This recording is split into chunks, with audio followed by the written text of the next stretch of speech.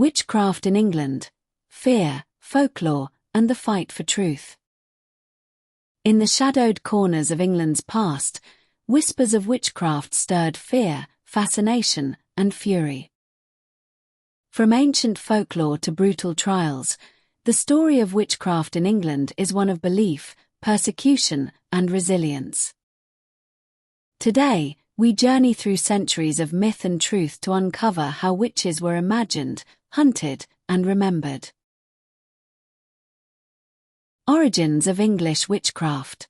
Long before broomsticks and black cats, the idea of magic was woven into everyday life.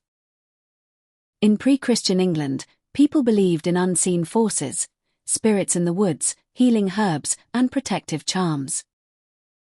These beliefs weren't sinister. They were survival.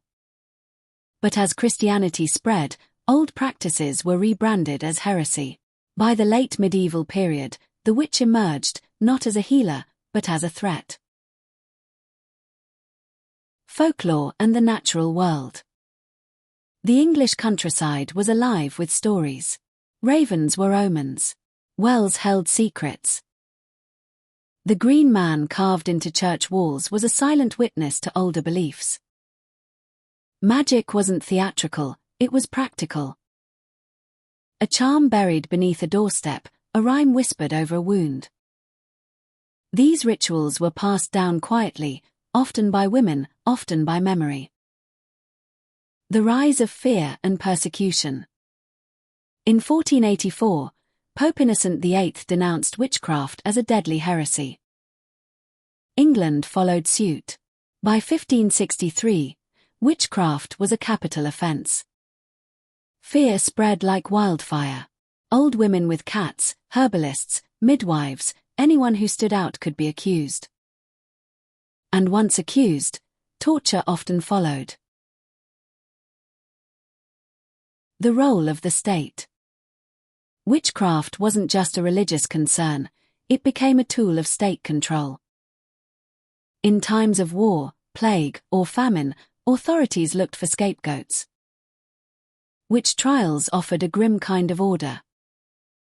They showed that someone was to blame, and they reminded the public who held power. The Witchfinder General. Between 1645 and 1647, East Anglia was gripped by witch fever. At its heart was Matthew Hopkins, the self-styled Witchfinder General. A failed lawyer turned zealot, Hopkins claimed divine authority to root out witches. He used tests, like pricking, looking for devil's marks, or the infamous swimming trial. If you floated, you were guilty. If you sank, you were innocent, but likely dead. Hopkins was responsible for over 300 executions. His reign of terror left scars that still linger in English folklore. The economics of accusation. Accusing someone of witchcraft wasn't just about fear, it could be profitable. Hopkins charged towns for his services. Confiscated property often went to accusers. And in small villages, a single accusation could shift land, livestock, or status. Witch trials weren't just spiritual, they were transactional.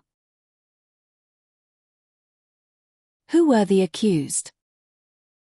Most accused witches were women, poor, elderly, and vulnerable. They were scapegoats for misfortune, failed crops, sick livestock, sudden deaths. But some were simply different, outspoken, unmarried, or healers.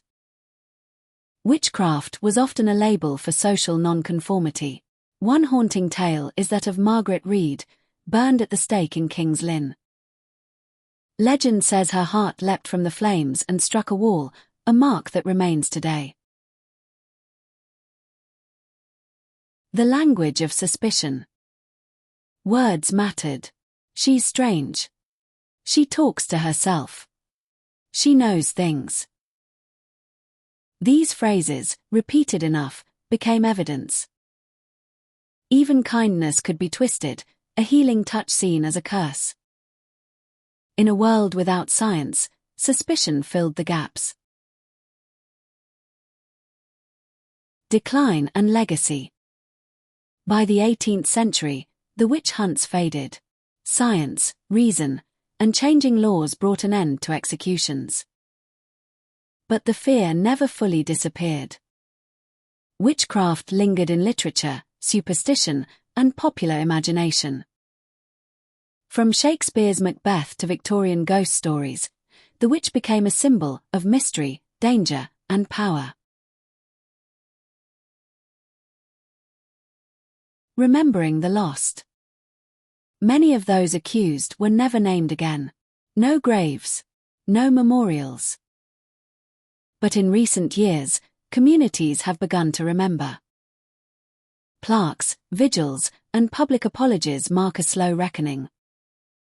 The silence is being broken. Modern reflections. Today, witchcraft is no longer a crime. In fact, many embrace it as spirituality, feminism, or cultural heritage. But the history remains a warning. It reminds us how fear can turn into violence, and how belief, when weaponized, can destroy lives.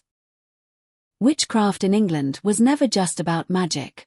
It was about power, fear, and the human need to explain the unexplainable. As we remember the accused, let us also honor their resilience. And keep questioning. Who gets called a witch, and why? We hope you liked this short audio about witches in England and found it interesting and educational. Please hit the like button and the notifications bell and subscribe to the channel for more short history audios.